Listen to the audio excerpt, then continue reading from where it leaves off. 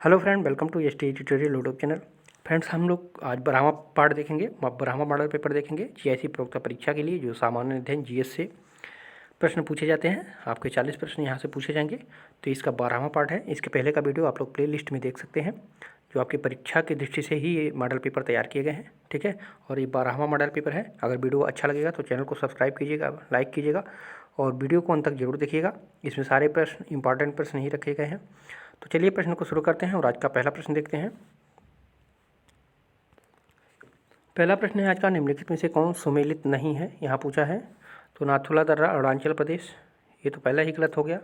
नाथुला दर्रा कहाँ पे है? तो ये सिक्किम में है, ये सिक्किम में है। ठीक है, और भारत चीन सीमा पर स्थित है ये, और इसे जो है 2000 वर्ष 2006 में व्यापार के हित खोला गया है। ठीक है, तो यहाँ पे ये गलत हो जाएगा, ये सिक्किम में है।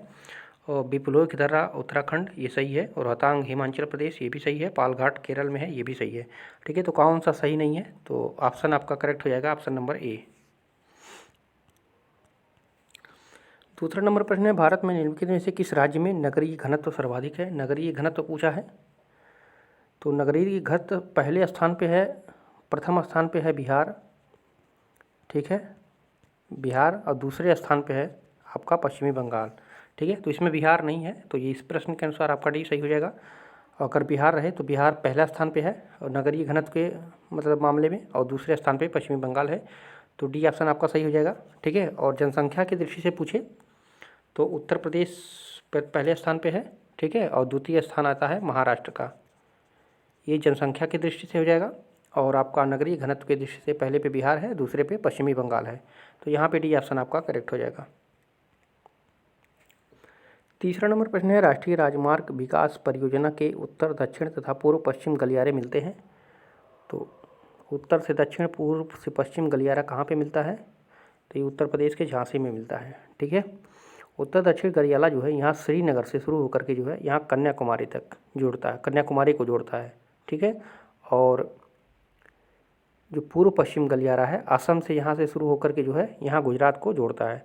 तो ये दोनों आपस में यहाँ उत्तर प्रदेश के झांसी में एक जगह मिलते हैं। ठीक है, तो बी ऑप्शन आपका करेक्ट हो जाएगा। चौथा नंबर प्रश्न है, दक्षिण एशिया में वृद्ध जनसंख्या का सर्वाधिक प्रतिशत वाला देश कौन है? वृद्ध जनसंख्या का सर्वाधिक प्रतिशत वाला देश कौन सा है? तो ये श्रीलंका हो जाएगा। ठीक है, डी ऑप्शन करेक्ट हो जाएगा आपका। श्रीलंका में जो है वृद्ध जनसंख्या प्रतिशत वाला देश एशिया में सबसे बड़ा है। तो डी ऑप्शन करेक्ट होगा। पांचवा नंबर प्रश्न है, किसी देश की आर्थिक वृद्धि की सर्वाधिक उपयुक्त माप कौन सा है? तो किसी देश की आर्थिक वृद्धि की सर्वाधिक उपयुक्त माप होता है प्रति व्यक्ति उत्पाद।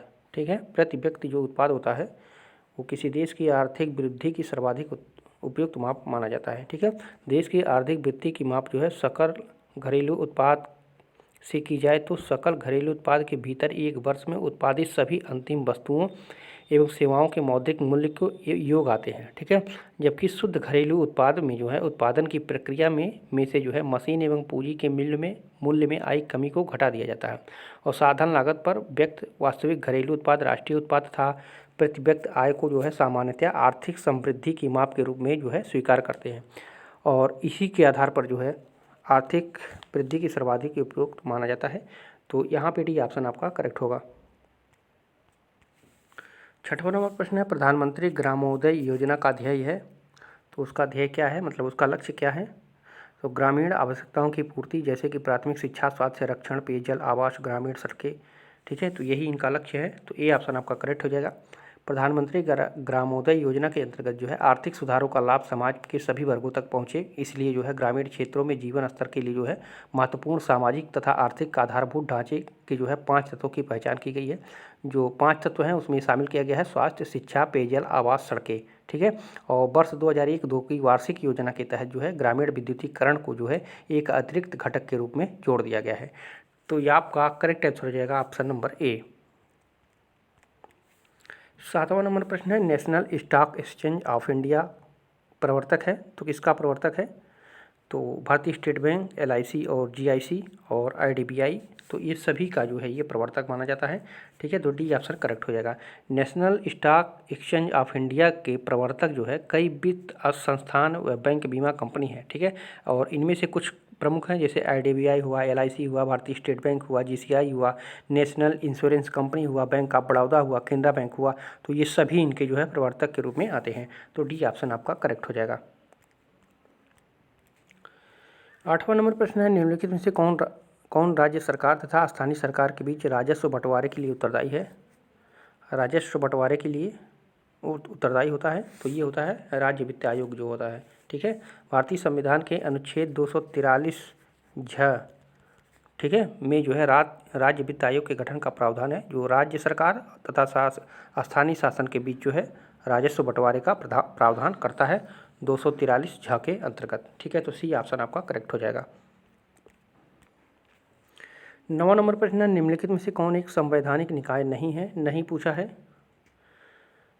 तो संघ लोक सेवा आयोग है, राजस्व, तो डी योजना आयोग ही जो है ये संवैधानिक निकाय नहीं है। ठीक है, भारतीय संविधान में अनुच्छेद 312 से लेकर के 315 तक संघ लोक सेवा आयोग तथा राज्य लोक सेवा आयोग का प्रावधान किया गया है। ठीक है, और योजना आयोग एक गैर संवैधानिक संस्था है। भारत में योजना आयोग के संबंध में कोई संवैधानिक प्रावधान नहीं है। इसकी स्थापना जो है 15 मार्च 1950 को की गई थी। ठीक है, और केंद्रीय मंत्रिमंडल के द्वारा पारित प्रस्ताव के द्वारा जो है योजना आयोग की स्थापना की गई थी, और योजना आयोग का अध्यक्ष प्रधानमंत्री होता है। ठीक है, और वर्तमान में जो है योजना आयोग को समाप्त करके जो है क्या कर दिया गया है, तो नीति आयोग बना दिया गया है।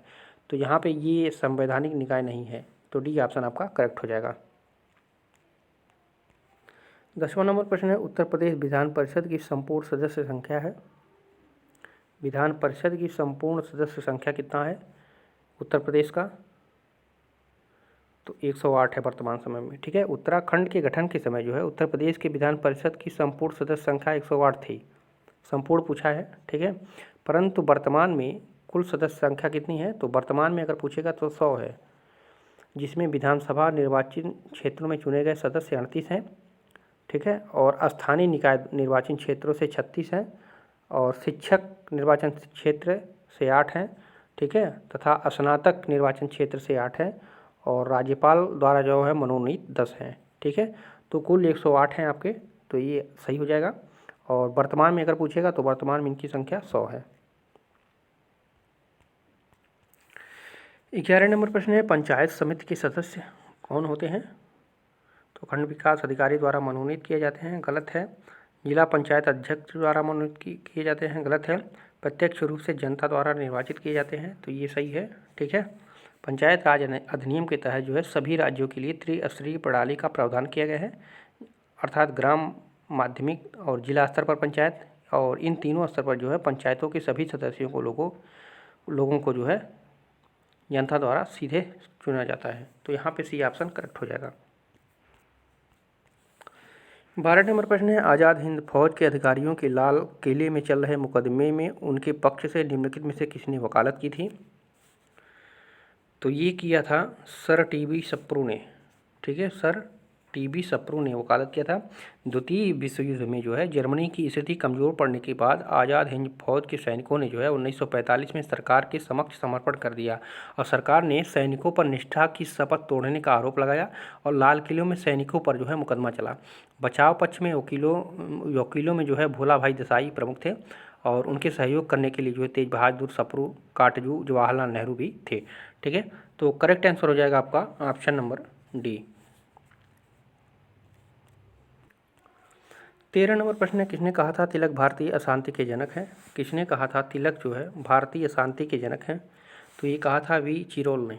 ठीक है, वी चिरोल ने तिलक को भारतीय अशांति का जनक कहा था। ये लंदन टाइम्स के संवाददाता एवं इंडियन अनरेस्ट के लेखक थे। ठीक है, तिलक ऐसे पहले व्यक्ति थे जिन्हें 1882 में पत्रकारिता के कारण जो है सजा हुई थी, और 1908 में जो है राजद्रोह के कारण 6 वर्ष की सजा हुई, और मांडले जेल में इन्होंने गीता रहस्य नामक पुस्तक भी लिखी थी। कौन? तिलक ने। तो ये आपका ऑप्शन नंबर ए करेक्ट हो जाएगा। 14 नंबर प्रश्न है, निम्नलिखित में से भारतीय राष्ट्रीय कांग्रेस के किस अधिवेशन में महात्मा गांधी ने कहा था गांधी मर सकते हैं परंतु गांधीवाद हमेशा बना रहेगा? तो ये किस अधिवेशन में कहा था? तो जो कराची अधिवेशन हुआ था 1931 में, उसमें उन्होंने कहा था कि गांधी मर सकते हैं परंतु गांधीवाद जो है हमेशा बना रहेगा। तो आपका डी ऑप्शन इसमें करेक्ट हो जाएगा। कराची अधिवेशन की अगर अध्यक्ष पूछेगा, कराची अध्यक्ष की अध्यक्षता कौन किया था अधिवेशन का, तो ये सरदार वल्लभ भाई पटेल किए थे। ठीक है। और इस अधिवेशन में जो है मूल अधिकार संबंधी प्रस्ताव भी प्राप्त हुए थे। तो आपका डी ऑप्शन सही हो जाएगा। 15 नंबर प्रश्न है, मुस्लिम लीग के लाहौर अधिवेशन जो 1940 में हुआ था उसकी अध्यक्षता किसने की थी? तो मोहम्मद अली जिन्ना ने किया था। ठीक है। ये 23 मार्च 1940 को मुस्लिम लीग का अधिवेशन जो है लाहौर में हुआ था और इसकी अध्यक्ष मोहम्मद अली जिन्ना ने की। और इस अधिवेशन में भारत से अलग एक मुस्लिम राष्ट्र पाकिस्तान की मांग की गई और इस मांग हेतु जो है प्रस्ताव प्रारूप सिकंदर हयात खान ने बनाया था और फजलुल हक ने इसे जो है प्रस्तुत किया और खालिद जुकमान एक थे, खालिद जुकमान ने उसका जो है समर्थन किया था। तो सी आंसर करेक्ट होगा आपका। 16 नंबर प्रश्न है, 1942 में कांग्रेस के बम्बई अधिवेशन में किसके द्वारा जो है भारत छोड़ो प्रस्तावित किया गया था? तो ये किया गया था जवाहरलाल नेहरू के द्वारा। ठीक है। 1942 में कांग्रेस के बम्बई अधिवेशन में जो है जवाहरलाल नेहरू द्वारा भारत छोड़ो प्रस्ताव प्रस्तावित किया गया था और इस प्रस्ताव का विरोध करने वाले केवल कम्युनिस्ट सदस्य थे और 8 अगस्त 1942 को जो है प्रस्ताव पास कर दिया गया और इस सम्मेलन में ही जो है गांधी जी ने करो या मरो का नारा दिया था। तो ए ऑप्शन आपका सही हो जाएगा। 17 नंबर प्रश्न है, निम्नलिखित में से कौन जहांगीर के दरबार में ब्रिटिश शासक जेम्स प्रथम का राजदूत था? तो ये विलियम हॉकिंस था। ठीक है। विलियम हॉकिंस जो है 1608 से 1611। ठीक है। जहांगीर के दरबार में जो है ब्रिटिश राजा जेम्स प्रथम का राजदूत था। तो सही उत्तर हो जाएगा आपका ऑप्शन नंबर ए। और जो विलियम फिंच था जो है 1608 विलियम हॉकिंस के साथ जो है जहांगीर के काल में आया था। ये आया था विलियम हॉकिंस के साथ आया था विलियम फिंच। ठीक है। और एडवर्ड टेरी जो था ये इटली वासी था। ये जहांगीर के काल में ये भी आया था। ठीक है। ये भी आया था। तो ये सही हो जाएगा आपका, राजदूत बन के ये आया था और उसके साथ में विलियम फिंच भी आया था 1608 में ही। 18 नंबर प्रश्न है, बच्चों में प्रोटीन की न्यूनता के कारण जो रोग उत्पन्न होता है वह है? तो प्रोटीन की न्यूनता के कारण जो रोग होता है बच्चों में वो होता है मैरास्मस। ठीक है। मैरास्मस जो होता है ये होता है बच्चों में प्रोटीन की न्यूनता के कारण जो है मैरास्मस रोग होता है। इस रोग में जो है शरीर का वजन 60% तक घट जाता है और इस रोग में जो है बच्चे के सभी ऊतक और पेशियां जो है स्पष्ट दिखाई देती है। यह कुपोषण की स्थिति प्रोटीन की कमी के परिणाम स्वरूप जो है उत्पन्न होती है, जिसके कारण जो है शरीर की वृद्धि और विकास में जो है बाधा उत्पन्न हो जाता है। तो ए ऑप्शन आपका करेक्ट हो जाएगा। 19 नंबर प्रश्न है, पारिस्थितिकी तंत्र के जैविक घटकों में कौन उत्पादक घटक है? तो उत्पादक कौन होता है? तो हरे पेड़ पौधे होते हैं। ठीक है। तो डी ऑप्शन सही हो जाएगा। पारिस्थितिकी तंत्र में जैविक घटकों में जो है हरे पौधे होते हैं जो प्रकाश की उपस्थिति में प्रकाश संश्लेषण द्वारा जो है क्रिया करके प्रकाश ऊर्जा तथा अकार्बनिक यौगिकों से अपना भोजन बनाते हैं। और मोर, गाय हो गए, बाघ हो गए आदि जो है ये उपभोक्ता होते हैं। ठीक है। जैसे घास हुआ तो घास को खरगोश खाया। ठीक है। तो प्राथमिक उपभोक्ता या जैविक घटक या उत्पादक घटक इसको मान लिया जाता है और इसको द्वितीय उत्पादक घटक मान लिया जाता है। ठीक है। तो ये जो है जो उपभोक्ता होते हैं ये उत्पादक का भक्षण करते हैं। तो ये उत्पादक होता है हरा पौधा और उपभोक्ता कौन होता है? तो पेड़ पौधे जानवर हो जाते हैं जो उत्पादक का क्या करते हैं? भक्षण करते हैं। तो यहाँ पे डी ऑप्शन आपका करेक्ट हो जाएगा। 20 नंबर प्रश्न है, उत्तर प्रदेश में IT सिटी की स्थापना की जा रही है तो कहाँ पे की जा रही है? तो लखनऊ में की जा रही है। ठीक है। 17 अक्टूबर 2012 को जो है राज्य मंत्रिपरिषद ने लखनऊ में IT सिटी की स्थापना के लखनऊ सुल्तान रोड स्थित चक्र गंजरिया फार्म में जो है 150 एकड़ जमीन IT एवं इलेक्ट्रॉनिक विभाग को जो है निःशुल्क हस्तांतरित करने का फैसला किया है। तो ये लखनऊ में चल रहा कारोबार। 21 नंबर प्रश्न है, पीने के पानी को शुद्ध करने के लिए निम्नलिखित गैसों में से किसे प्रयोग में लाया जाता है? तो पीने के पानी को शुद्ध करने के लिए किन गैसों का प्रयोग किया जाता है? तो ये क्लोरीन, आप लोग जानते होंगे क्लोरीन डाला जाता है। पीने के पानी को शुद्ध करने के लिए जो है क्लोरीन गैस जो है प्रयोग में लाई जाती है, क्योंकि क्लोरीन जो है शक्तिशाली ऑक्सीडाइजिंग एजेंट होता है। ठीक है। क्लोरीन जो है शक्तिशाली ऑक्सीडाइजिंग एजेंट होता है। 22 नंबर प्रश्न है, वायुमंडल में उपस्थित ओजोन द्वारा जो है निम्नलिखित विकिरण अवशोषित किया जाता है। तो कौन सा किया जाता है? तो आप लोग जानते होंगे, पराबैंगनी। ठीक है, ओजोन परत में जो है ओजोन गैस सूर्य के विकिरण की पराबैंगनी किरणों को जो है अवशोषित कर लेती है तथा उन्हें पृथ्वी तल तक पहुंचने से रोकती है। परिणाम स्वरूप ओजोन परत भूमंडल को अत्यधिक गर्म होने से बचाती है और ओजोन क्षरण का विनाश का प्रमुख कारण जो है हैलोजेनिक गैसें होती हैं। ठीक है, तो यहाँ पे आपका सी आंसर करेक्ट होगा। 23 नंबर प्रश्न है, विश्व में कुल कहवा उत्पादन के प्रतिशत की दृष्टि से शीर्षस्थ देश में है। तो कहवा उत्पादन के दृष्टि से तो शीर्षक पे कौन है? तो ये है ब्राज़ील। ठीक है, ब्राज़ील विश्व का सबसे बड़ा कहवा उत्पादक देश है। यह विश्व का 25% कहवा उत्पादन करता है। यहाँ के बड़े बागानों में जो है कहवा उगाया जाता है, जिन्हें पैफजेंडा कहते हैं। ठीक है, पैफजेंडा कहते हैं। तो आपका बी आंसर करेक्ट हो जाएगा। 24 नंबर प्रश्न है, किस देश में उसके भौगोलिक क्षेत्र का उच्चतम प्रतिशत वनाच्छादित है? उच्चतम प्रतिशत वनाच्छादित है तो सबसे ज़्यादा है आपका जापान का। ठीक है, जापान में जो है 68.6%। ठीक है, पहला स्थान पे है ये। और इंडोनेशिया जो है ये दूसरे स्थान पे है। इंडोनेशिया का जो वनाच्छादित है प्रतिशत वो है आपका 51.7%। ठीक है, और तीसरे स्थान पे आपका आ जाता है भारत। ठीक है, भारत का अगर देखा जाए तो भारत जो है 23.1% है और चाइना का सबसे कम है, तो यहाँ पे जो है 22.5% इसका है। ठीक है, तो उच्चतम पूछा है तो सबसे ज़्यादा आपका जापान हो जाएगा। ठीक है, 25 नंबर प्रश्न है, इको मार्क उन भारतीय उत्पादों को दिया जाता है जो शुद्ध एवं मिलावट रहित हो। गलत है। प्रोटीन समृद्ध हो, ये भी गलत है। पर्यावरण के प्रति मैत्रीपूर्ण हो, ठीक है, उनको इको मार्क दिया जाता है। तो यहाँ पे सी ऑप्शन आपका करेक्ट हो जाएगा। इको मार्क का प्रयोग उन भारतीय उत्पादों पर किया जाता है जिनके उत्पादन में पर्यावरण को क्षति न हुई हो, अर्थात वह पर्यावरण के प्रति जो है मैत्रीपूर्ण हो। यह प्रमाण पत्र जो है ब्यूरो ऑफ इंडियन स्टैंडर्ड्स द्वारा जो है वर्ष 1931 से दिया जा रहा है। ठीक है, और इसका उद्देश्य जो है उपभोक्ताओं में जो है पर्यावरण के प्रति जागरूकता को बढ़ाना है। तो यहाँ पे सी ऑप्शन आपका करेक्ट हो जाएगा। 26 नंबर प्रश्न है, विश्व पर्यावरण दिवस कब मनाया जाता है? तो 5 जून को मनाया जाता है। आप लोग जानते होंगे 5 जून को विश्व पर्यावरण दिवस मनाया जाता है। संयुक्त राष्ट्र द्वारा घोषित यह दिवस जो है पर्यावरण के प्रति वैश्विक स्तर पर राजनीतिक और सामाजिक जागृति लाने के लिए जो है मनाया जाता है। इसकी शुरुआत हुई थी जो है 1972 में।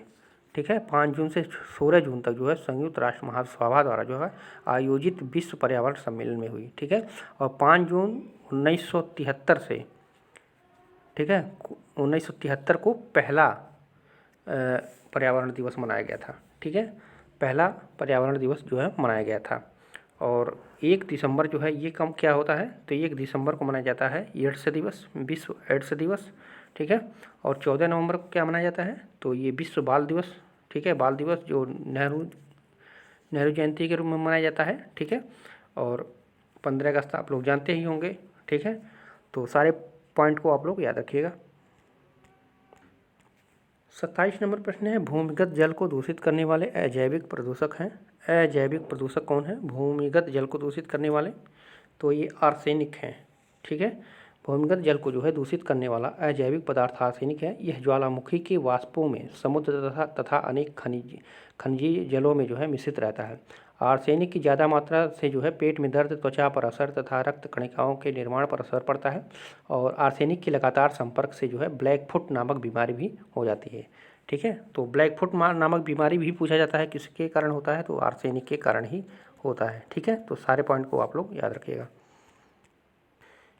28 नंबर प्रश्न है, सर्वाधिक जैव विविधता कहाँ पे पाई जाती है? तो सर्वाधिक जैव विविधता कहाँ पे पाई जाती है? तो ये उष्णकटिबंधीय वर्षा वनों के क्षेत्रों में पाई जाती है। ठीक है, सर्वाधिक जैव विविधता जो है उष्णकटिबंधीय वर्षा वनों में पाई जाती है। इन वनों का विस्तार जो है 10 अंश उत्तर से जो है 10 अंश दक्षिण अक्षांशों के बीच में जो ये पाया जाता है, जैसे ये है। ठीक है, दशांश उत्तर और दशांश बी, ये जो क्षेत्र एरिया है ये उष्णकटिबंधीय वर्षा वन का एरिया माना जाता है। ठीक है, और उस उष्णकटिबंधीय वर्षा वनों को जो है जैव विविधता का भंडार भी कहा जाता है।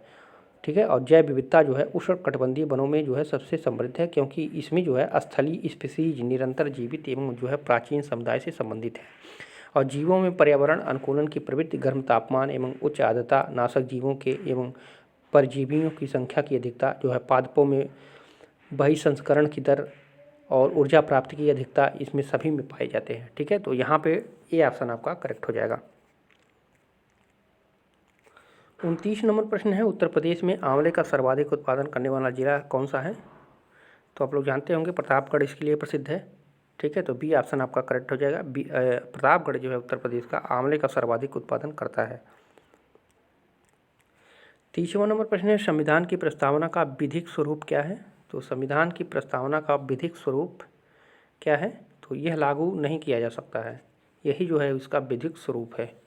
ठीक है, संविधान की प्रस्तावना सामान्य तथा विशेष किसी भी परिस्थिति में न्यायिक रूप से जो है प्रवर्तनीय नहीं है, यानी लागू नहीं किया जा सकता है। तो बी ऑप्शन आपका ये करेक्ट हो जाएगा। अब रीजनिंग से कुछ क्वेश्चन आपको मिलेंगे। ठीक है, तो लड़कों की एक पंक्ति में यदि ए बाईं ओर से 10वें स्थान पर है और बी दाईं ओर से 9वें स्थान पर है, यदि दोनों अपने स्थान को आपस में बदल देते हैं तो ए बाईं ओर से 15वें स्थान पर हो जाता है। पंक्ति में कुल कितने लड़के हैं? तो प्रश्न कहा क्या कर रहा है, लड़कों की ये पंक्ति में यदि ए, मान लीजिए ए है, ठीक है, ए बाईं ओर से 10वें स्थान पे है तो बायां इधर होगा। ठीक है, यहाँ होगा, यहाँ से ये 10वें स्थान पे है। ठीक है, 10वें स्थान पे है, और बी दाईं ओर से, मान लीजिए बी है यहाँ पे। ठीक है, तो बी का दायां इधर होगा। ठीक है, ये 9वें स्थान पे है। ठीक है, यदि दोनों आपस में स्थान बदल देते हैं, यानी यहाँ पे बी आ जाता है, यहाँ पे ए आ जाता है। ठीक है, आपस में बदल देते हैं तो ए बाईं ओर से 15वें स्थान पे हो जाता है। ए जो है बाईं ओर से, यानी इधर से जो है कहाँ, ये इधर से जो है ये 15वें स्थान पे हो जाता है।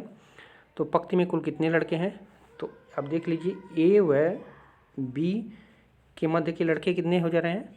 तो 4 लड़के आ जा रहे हैं। ठीक है, तो कुल लड़कों की संख्या क्या हो जाएगी? तो 10 + 9, ये हो गया 9 प्लस बीच में कितना दूरी है, कितने लड़कों की? 4 हो जाएगी।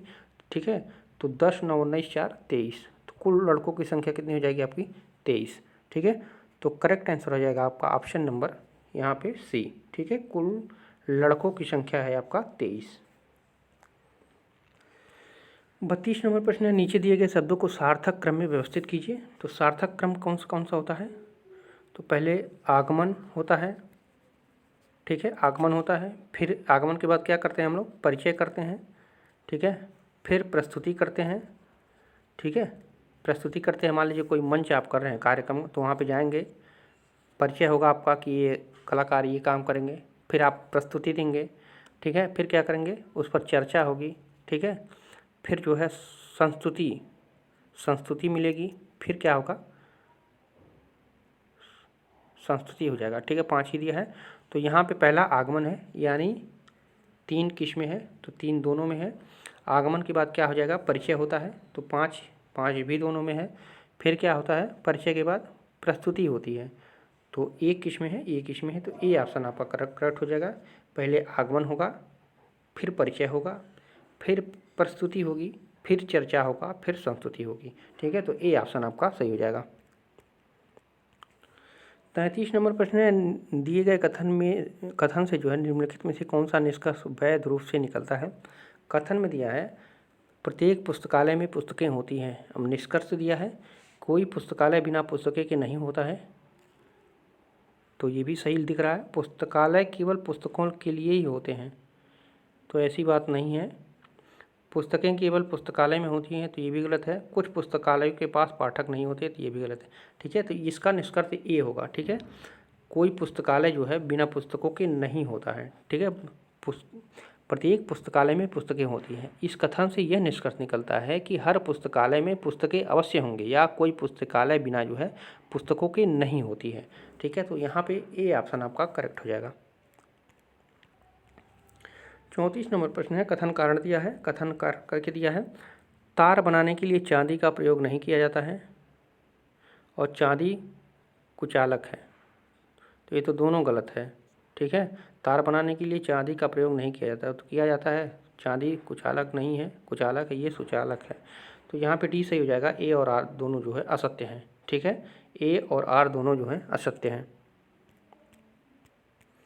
35 नंबर प्रश्न है, घृणा प्रेम से उसी प्रकार संबंधित है जिस प्रकार सृजन करना संबंधित है। तो सृजन करना किससे संबंधित होता है? तो नष्ट करना।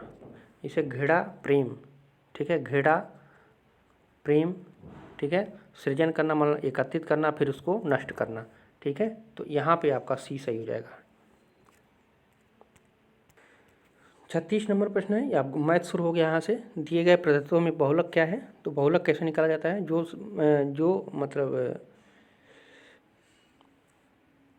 जो अंक जो है बार बार आता है उसको बहुलक कहते हैं। तो यहाँ पे देख लीजिए 7 1 2 3 4 बार आया है, तो इसका बहुलक जो हो जाएगा आपका 7 हो जाएगा। ठीक है, तो 7 का कई बार आया है, तो यहाँ पे 1 2 3 4 बार आया है, तो आंसर सी हो जाएगा। ठीक है, 37 नंबर प्रश्न है, यदि 4800 का 16.5% बराबर यक्स का 3/4 है तो यक्स का मान निकालना है। तो क्या कह रहा है? 4800 का 16.5% बराबर यक्स का जो है 3/4, यही कह रहा है। तो इसको क्या करना है? तो हो जाएगा 4800 का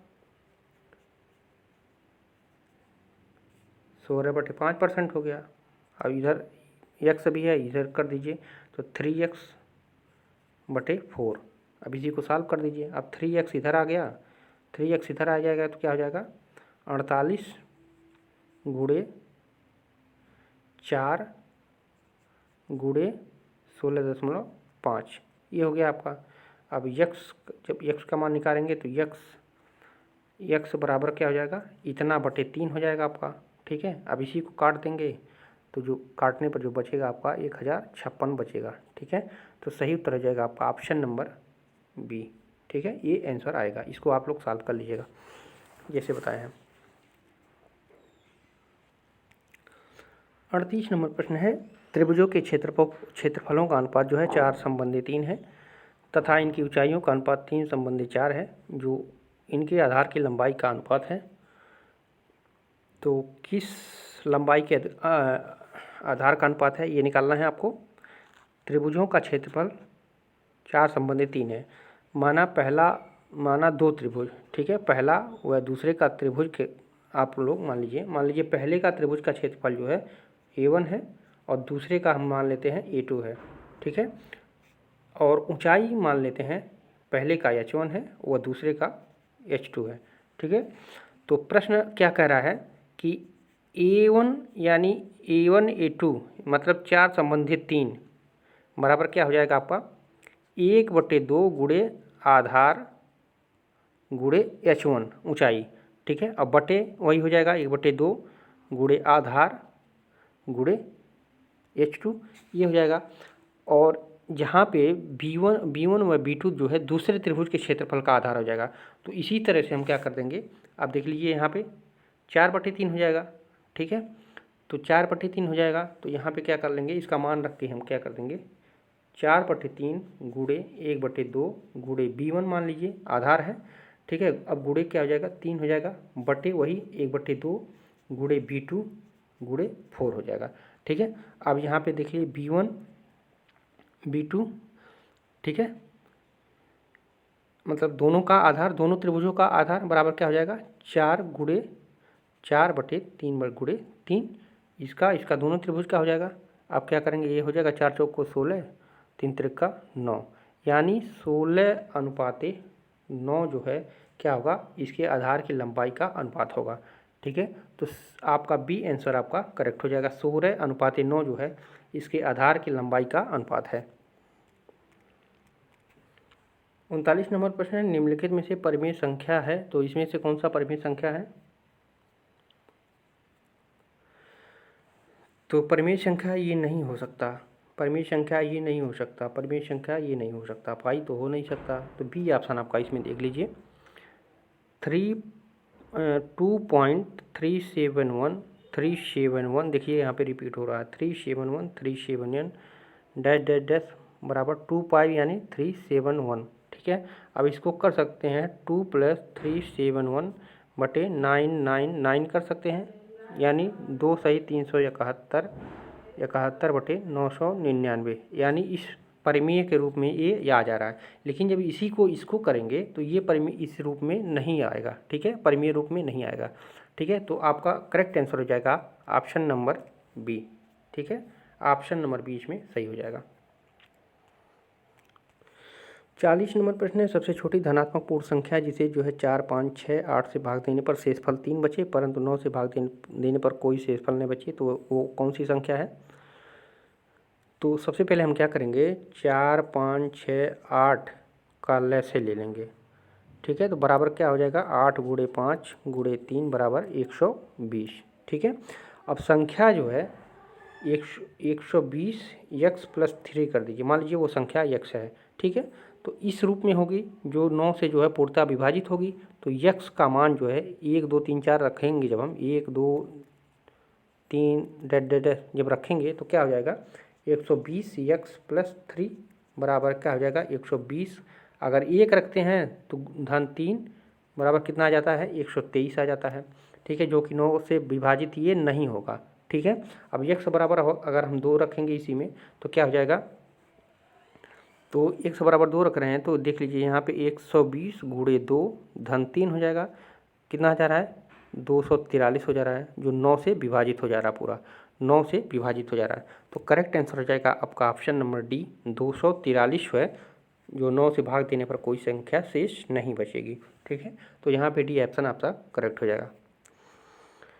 तो फ्रेंड्स, ये रहे महत्वपूर्ण 40 प्रश्न। कैसा लगा वीडियो कमेंट करके ज़रूर बताइएगा। अगर वीडियो अच्छा लगे तो चैनल को सब्सक्राइब कर लीजिएगा और लाइक ज़रूर कीजिएगा, आप लोग लाइक नहीं करते हैं। फिर मिलते हैं अगले पार्ट में।